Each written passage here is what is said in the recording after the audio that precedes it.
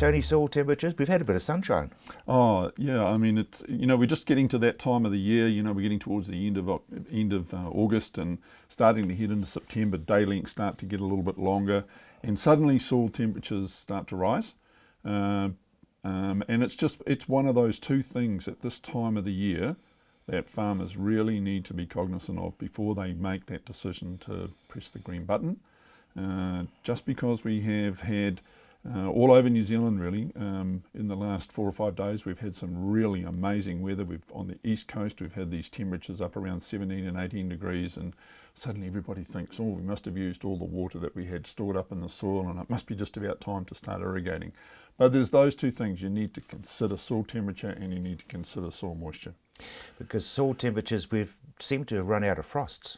We have run out of frosts, but we have short memories, because it's only sort of 10 days ago that we had very, very cold temperatures. We had bitter frosts. I mean, we had some 6 and 7 degree frosts in that end of that first week into the second week of August. So we're not far past that, and soil temperatures have taken a bit of a rise in the last week or so. So we're up around that sort of 9. We'll hold up the soil temperature one. Yeah, that's handy. I wondered if I was talking to that or not. Yeah, so the soil temperatures, they're just about to 10. Yeah, we're just about reaching 10. It's really interesting if you look at last night, for example, the night of the 22nd, the highest soil temperature was at 10:30. So 10:30 last night, the soil temperature was at 9.4 degrees, and it's dropped away again this morning as it always gets a bit cooler as we come into the dawn. But I'm expecting that in the next couple of days we'll tick that 10 degrees during the day, but not at 9 o'clock in the morning, which is the key time to be looking at your soil temperatures. So soil moisture, because we haven't had much in the way of, or we had rain, but not for a wee while. Yeah, look, we've got most of the soil profiles very close to field capacity now, particularly in the pastoral, in most of those, those shallow pastoral soils. We're very close to field capacity. The rainfall event that we had at the beginning of August when it snowed and we had the frosts and everything that followed after that, we got back to just about field capacity in most places. South Canterbury is much better. Hawke's Bay and the Wider Rapper is even better. They got a lot of rain, so they are well at field capacity, and it takes time at this time of the year for us to start losing too much water. So if you look at what's happened in the last 10 days, we've only lost about 7 or 8 millimetres of water out of the soil. So that's all the pastures are actually using. So there's no need to panic about getting irrigating. Soils are in really good shape.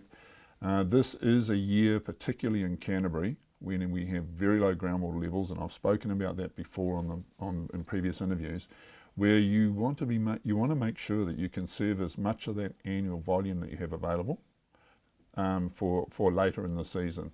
It might be more precious later in the season than being too eager at the beginning of the season and pressing that green button.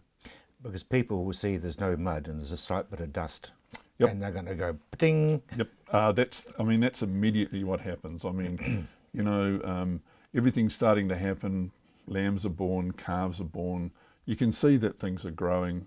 Crops are starting to grow. God forbid we might be getting some signs of bud break shortly. So we're heading into spring, and so everything looks like it's growing. You get sequence of warm days, and they were very warm days all over the east coast of the north of New Zealand.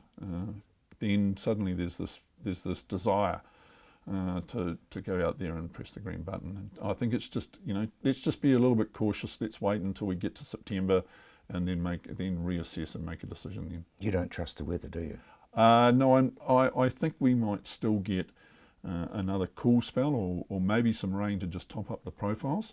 We're certainly not going to get the big rainfall recharge that we've got. So that's really important in areas where groundwater levels are low, is to be really cognizant of that, really be cautious about irrigating and protect and safeguard what you've got for later in the season.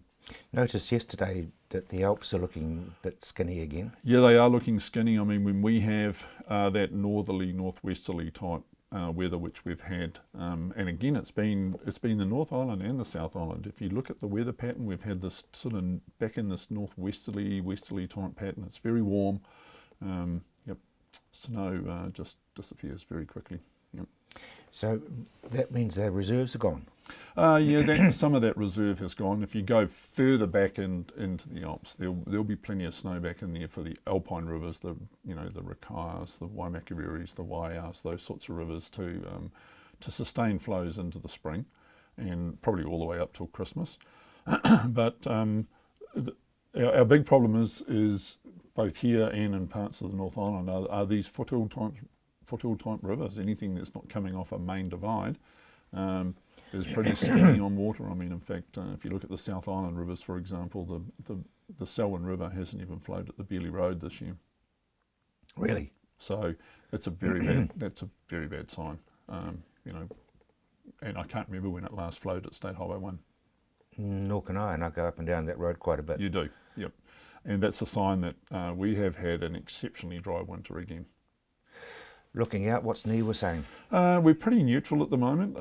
Nobody's putting their neck on the line terribly much at the moment because we don't have any particular weather pattern. We don't have an El Nino or a La Nina really looking like it's kicking in. It's slightly La Nina type weather at the moment, but the Southern Oscillation Index is quite small. It's shifted to La Nina, but it's not tending to be looking like it's going really strong at the moment. So it's pretty neutral. So when it's neutral, nobody's really prepared to say one thing or the other. So that's why there's every chance that we could get another cold spell. Everybody's hedging their bets. They're hedging their bets, yeah. Yeah, no, Tony, thank you very much indeed.